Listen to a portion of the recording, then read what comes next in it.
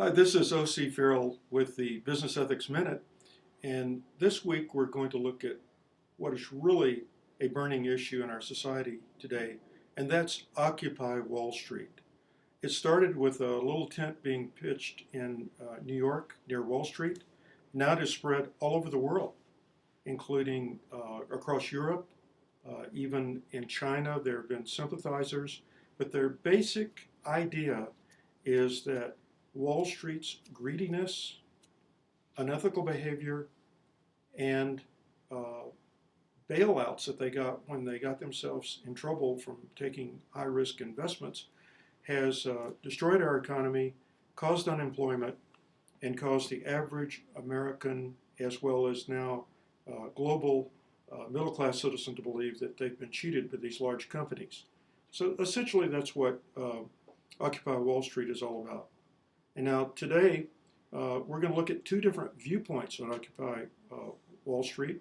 One and first is Jennifer Sawada is going to tell us what she thinks is the heart of their message in terms of their beliefs. And Jennifer is a participant in the Business Ethics Certificate class. Okay, Jennifer, what do you think from your research in this area that the Wall Street protesters really want? I mean, what do they want to accomplish? Well, I think the reason, what they're saying, the reason for their discontent is the amount of power that corporations currently have over the economy and the fact that there is so much unemployment and that they see corporations as being sort of the instigators of the financial crisis. They see, I think what they really want is like a corporate reform, and they want to try to make things more equitable between like employees and like CEOs.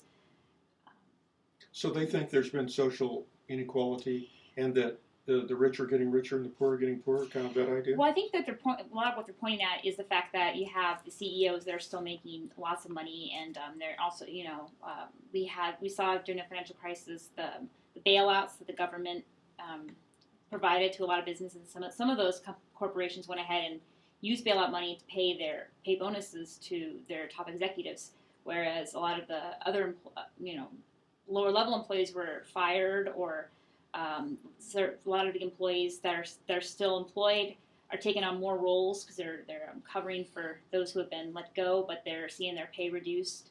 And I think that's just a lot of what's behind the discontent and calling for these major reforms. Okay, and so there's an ethics issue here. They probably were thinking these companies have acted unethically. Yeah, I think definitely. Okay, thank you, Jennifer. Okay, now we have Harper Baird with us.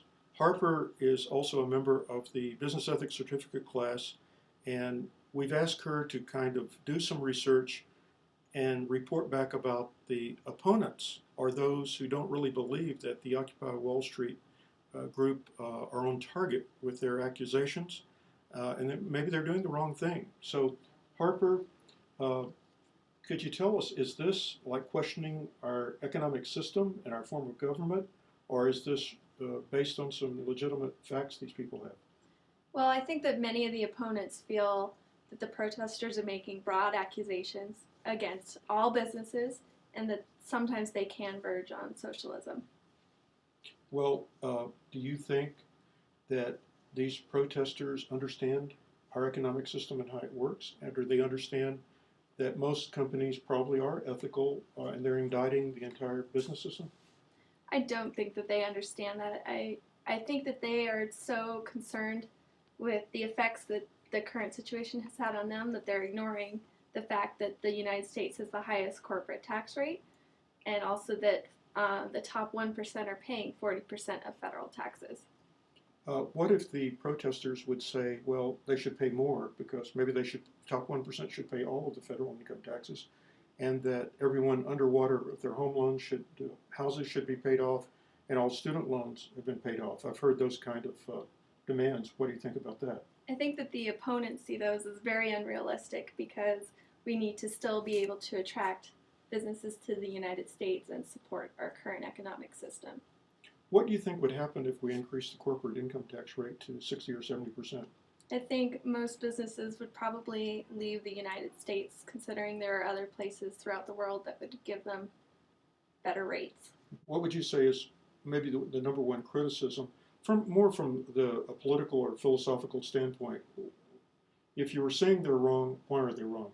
I think they would say that they're wrong because they just don't understand how modern business and economics work in the United States. Okay, thanks. So you can see that Occupy Wall Street certainly has different viewpoints.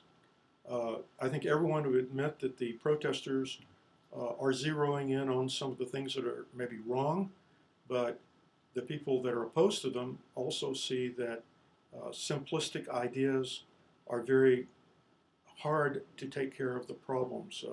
It needs massive reform in many areas, and most countries are facing some of these same issues.